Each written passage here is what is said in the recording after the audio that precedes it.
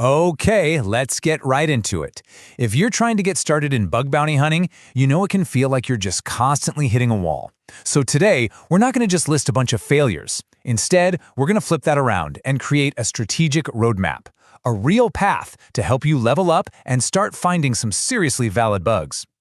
So this is the big question, right? Why do so many people who are super enthusiastic at the start just struggle to get that first paid bounty? Well, it usually boils down to a few key mistakes and misunderstandings about how this whole game works. And that's exactly what we're going to break down. Before you even think about firing up a scanner or poking at an endpoint, there is a crucial step 0. I know, it sounds almost too basic, but skipping this is probably the #1 reason beginners fail right out of the gate. You've got to read the rules of engagement. And look, the stakes here are sky high. Getting banned from a program because you didn't bother to read the policy, that's the worst possible way to start your career. And you know what? It's completely avoidable. Think of these rules less like boring legal text and more like your treasure map. Seriously. The in-scope assets, that's the X that marks the spot. That's where you dig. The out-of-scope assets, that's the part of the map that says, "Here be dragons. Don't go there." And the forbidden actions, well, those are the hidden traps that get you thrown out of the game for good. You have to follow the map. All right, so you've got the map, you know the rules, now it's time for the hunt. And this is where we see a huge divide between the way a beginner thinks and the way a pro strategizes. It's not just about what you're looking for, it's all about how you look. And you can see the two paths laid out so clearly here. On one side, you've got the beginner's trap, just running automated scanners, hoping for the best, and only chasing that one huge, grand slam critical bug. And on the other side, you've got the pro's strategy. Careful, manual testing, building real skills by finding common bugs, and focusing on consistency, not on lottery tickets. This really gets to the heart of it. Scanners are fine for finding some obvious low-hanging fruit, sure, but they have no idea what the business logic of an application is. Your real goal, the one that leads to those high-impact, high-payout finds, is to deeply understand how the application is supposed to work, because that's where the really interesting vulnerabilities are always hiding. So, you've done it. You followed the rules, you did your manual testing, and bam, you found something. That's fantastic.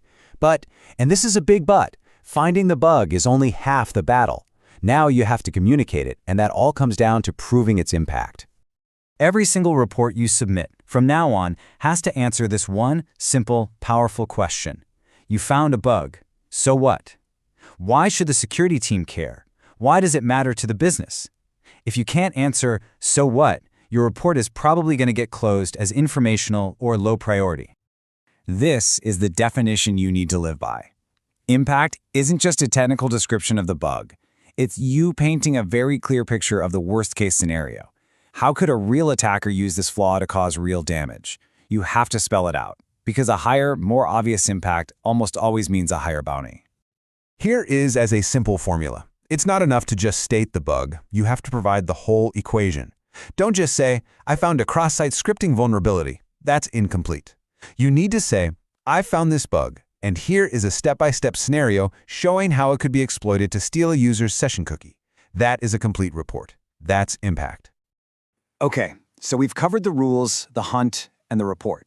But the last piece that ties all of this together, and maybe the most important thing for long-term success, is your mindset. You have to remember, bug bounty is a marathon, not a sprint.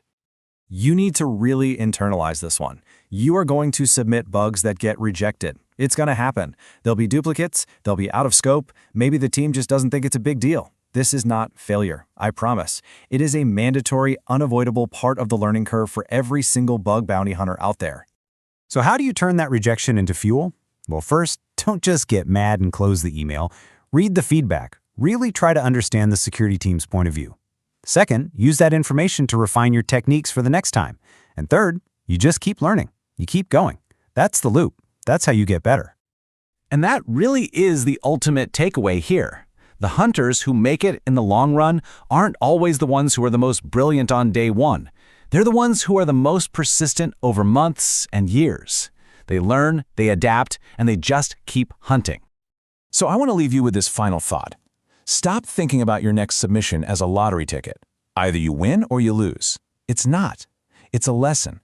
Whether it gets accepted or rejected, there is always something you can learn from it. So the real question isn't, will this bug get paid? The real question is, what am I going to learn from this one?